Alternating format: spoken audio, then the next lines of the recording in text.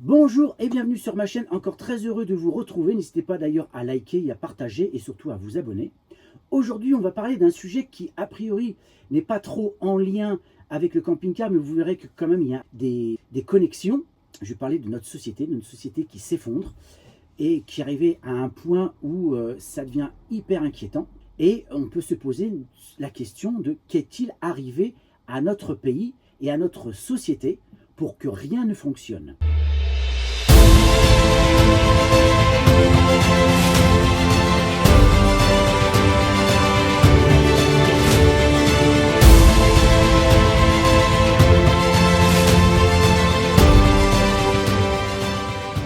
Alors ça concerne tous les secteurs, même celui du camping-car et du tourisme, vous le verrez.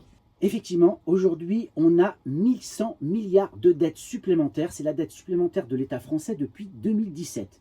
Une dette qui a dépassé les 3000 milliards, une dette qui est colossale. Si encore avec cette somme, nos services allaient mieux, l'hôpital, la justice, l'école, on pourrait se dire c'est un investissement sur l'avenir. Eh bien non, rien ne fonctionne, tout se dégrade. Est-ce que cet argent est allé dans vos poches? Non plus. Les salaires stagnent avec une perte du pouvoir d'achat, mais pas pour les mêmes d'ailleurs. Les travailleurs pauvres et les classes moyennes trinquent, et le pire dans tout ça, c'est que les gens votent pour les mêmes qui nous mettent dans la merde et qui nous demandent ensuite de réparer leur incompétence. Plus d'impôts, plus de taxes, plus de jours de carence, etc. Les travailleurs sont des feignants. Ils sont nuls, mais ils sont encore au pouvoir. Et oui, ces politiques sont toujours là. Vous allez me dire, mais quel rapport avec le monde du camping-car et du voyage? Eh bien, cette nullité ruisselle partout. On vous vend des véhicules qui coûtent un bras, voire deux, avec plein de défauts, des catastrophes. On vous explique que c'est normal et les gens acceptent. Il y a 20 ans ou 30 ans, il y avait une exigence de qualité. Tout le monde était investi dans son travail avec l'envie de produire de la qualité. Aujourd'hui, on s'en fout. Vous avez un camping-car avec un plancher qui s'effondre, c'est normal. Ça dure depuis quelques années, le problème est toujours le même, mais il est toujours là, toujours pas réparé. Personne ne tente de résoudre le problème et ça continue.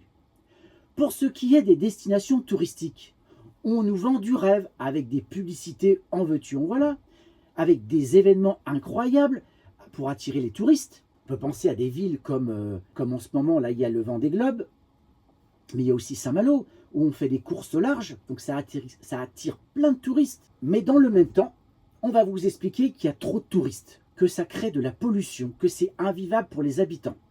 L'exemple vraiment criant, c'est Venise. Il faut payer maintenant pour visiter Venise.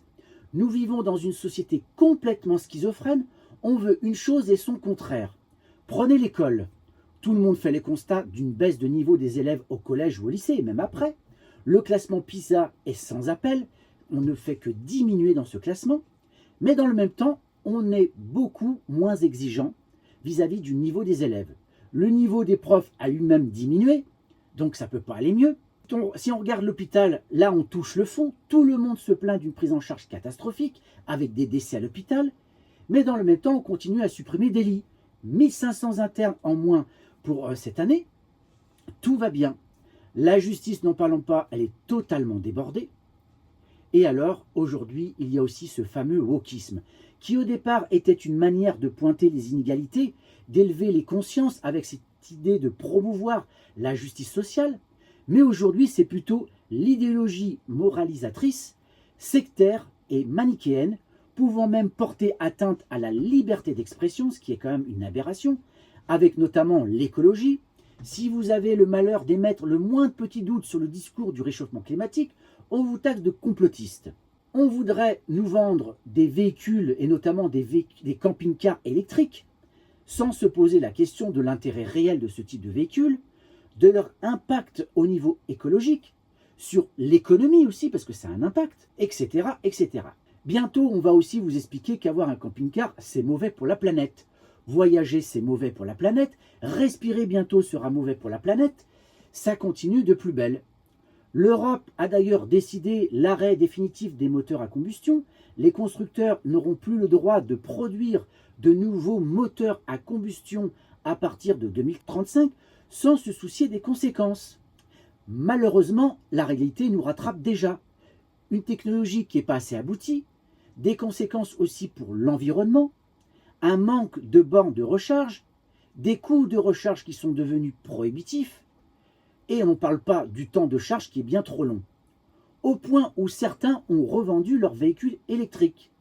Et le clou du spectacle, des pertes financières colossales pour les constructeurs avec des plans sociaux hallucinants.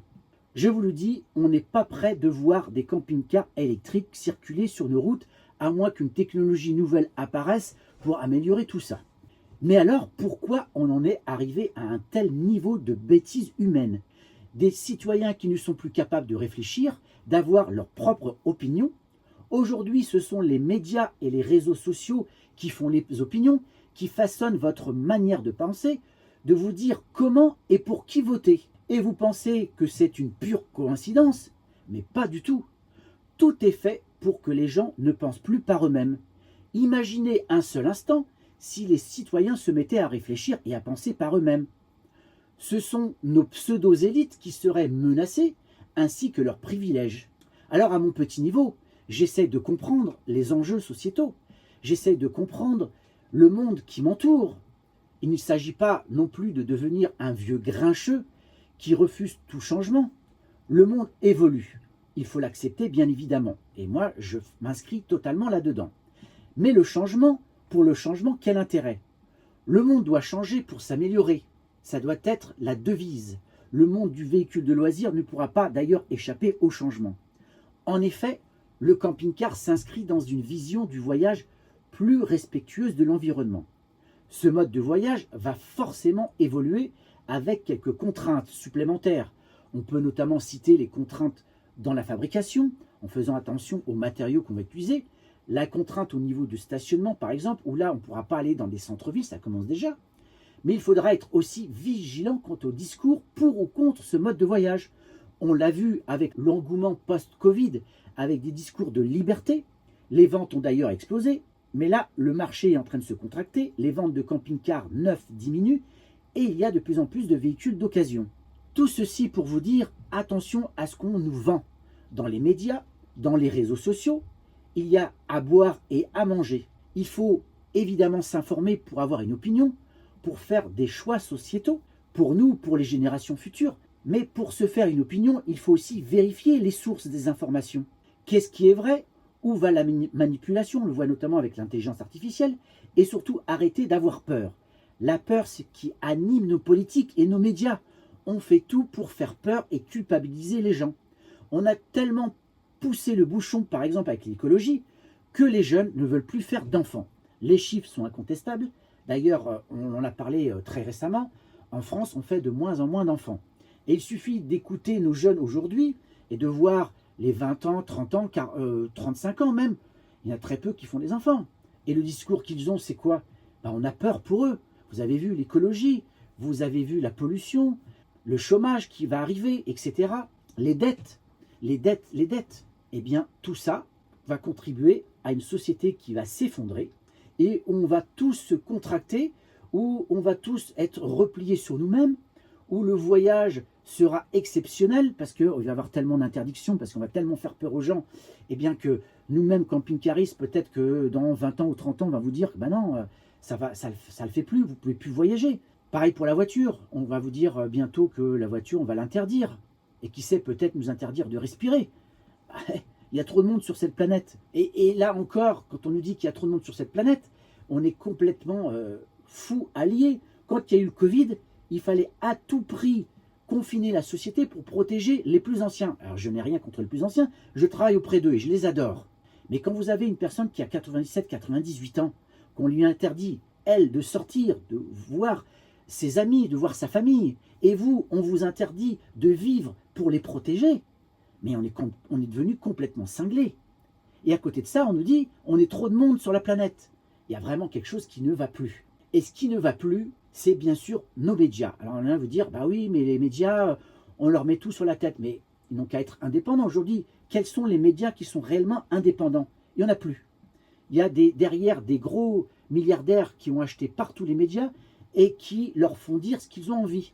Et en plus, s'ils ont eh bien, des connexions politiques, parce que souvent ils sont très proches du pouvoir, et bien là, c'est fini. C'est-à-dire qu'il n'y a plus d'autonomie médiatique et donc on vous vend tout et n'importe quoi. On vous informe avec toujours un biais, avec toujours une arrière-pensée et vous n'êtes plus en capacité, vous, eh bien, de faire la part des choses. Donc si aujourd'hui on vous explique que eh bien, le réchauffement climatique, d'ailleurs on ne parle même plus de réchauffement climatique, on vous dit que c'est un dérèglement climatique maintenant. Parce qu'effectivement, on a constaté qu'à certains endroits, les températures baissaient, à d'autres, ça explosait, et qu'effectivement, il y a une moyenne générale qui fait que, eh bien, il y a un réchauffement global sur la planète. Mais on ne vous dit pas, par exemple, que, eh bien, du temps des Romains, dans les Alpes, il n'y avait pas de glace, il n'y avait pas de neige. Et pourtant, il y a des scientifiques qui ont démontré ça. Au niveau des pôles, qu'il y a un moment, alors il y a des millions d'années, eh bien, il y avait de la végétation. Ça, pareil, on ne vous le dit pas, il faut aller creuser. Et si je dis ça, on va me dire quoi? T'es complotiste, c'est n'importe quoi. Puisque les médias nous disent, puisque les politiques nous disent que ça se réchauffe et que c'est dû à l'homme, donc forcément, c'est la réalité. Moi, j'en sais rien au final. Je sais que d'un côté, effectivement, il y a des éléments qui montrent qu'il y a un réel réchauffement climatique, donc, et des changements aussi au niveau du climat avec ces inondations.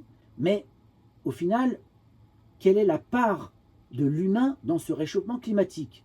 Est-ce qu'il est à 100%? Est-ce qu'il est à 80%? Est-ce qu'il est à 50%? Je ne suis pas capable de faire la part des choses.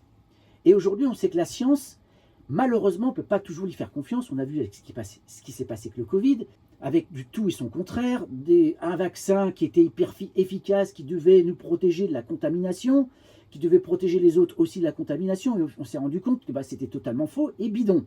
Donc, comment faire confiance dans ces conditions-là aux politiques, aux médias et même aux scientifiques? C'est très compliqué. Et là, il y a vraiment un travail de fond à faire. Il va falloir peut-être qu'on change les règles, c'est-à-dire qu'au niveau des médias, qu'on impose des médias autonomes, sans aucune influence, sans aucun lobbying, avec probablement des sanctions derrière, judiciaires, financières, etc. Au niveau des scientifiques, pareil, on devrait aussi peut-être les sanctionner quand ils nous racontent tout et n'importe quoi, sans réelle vérification. Ça pourrait être aussi une solution. Et puis, de manière générale, il va falloir qu'on revoie aussi nos exigences. Parce que là, il y a un vrai problème. On le voit, je vous l'ai dit, dans le camping-car, où on vous vend des camping-cars qui sont neufs, qui avaient déjà plein de problèmes. Ça commence déjà par là. Si déjà les constructeurs ne sont pas capables de nous mettre en place, de nous sortir des véhicules nickel avec un contrôle de qualité, ça ne va pas. Et c'est un exemple. On pourrait en énumérer des milliers comme ça, dans tous les secteurs de l'économie, dans tous les secteurs sociaux, c'est pareil. C'est la prime à la médiocrité. Plus vous êtes mauvais et plus vous montez dans l'échelon. C'est comme ça. Vous montez dans la société. On le voit, hein, regardez nos politiques. Quand on voit, je ne veux pas le nommer, mais il y a un parti d'extrême où vous voyez le bonhomme, il n'a jamais travaillé de sa vie, et il va se retrouver peut-être demain à la tête du pays. Et tout va bien. Tout va bien. Les gens, aujourd'hui, quand ils vont élire quelqu'un, ils ne regardent pas son programme, ils vont regarder la tête du bonhomme. Ah celui-là, il a une belle tête, tout va bien. Bon, allez, je vais voter pour lui, il est sympa. Et rien à faire de ce qu'il va nous proposer. Demain, il va peut-être nous dire, on va multiplier les impôts par 3, tout va bien. Les gens, ils vont rien dire. C'est ça aujourd'hui notre société. Et moi, je trouve ça hyper inquiétant. Et c'est pour ça que je fais cette vidéo un peu coup de gueule. Moi, j'ai envie que les gens se réveillent. J'ai envie que les gens sortent dans la rue. Les gens aillent manifester. Moi, je suis allé manifester notamment contre cette réforme des retraites. Il faut vraiment que ça bouge dans la société. Il faut qu'on se réveille, qu'on arrête de se laisser endormir par tous ces gens-là. Voilà, cette vidéo coup de gueule est terminée. J'avais vraiment ça sur le cœur. J'avais envie de vous balancer tout ça. J'ai envie que les gens se réveillent, parce que ça ne peut pas continuer comme ça. Moi, j'en ai marre de cette société qui ne va plus. Alors, on va vous dire, moi, je pars à l'étranger, je vais ailleurs. C'est à peu près pareil, parce qu'aujourd'hui, ce monde wokiste, ce monde où manipulé par des gens dont on ne sait ce qu'ils ont derrière la tête, c'est partout. On le trouve ça partout. Donc, il faut qu'on se réveille tous, vraiment tous. Réagissez, bougez-vous, informez-vous et ne vous laissez pas abrutir par tous ces médias, par tous ces réseaux sociaux, même si je les utilise aussi, mais il faut savoir prendre du recul par rapport à tout ça. Partagez cette vidéo, likez, commentez, et je vous dis à très bientôt pour une prochaine vidéo. Ciao!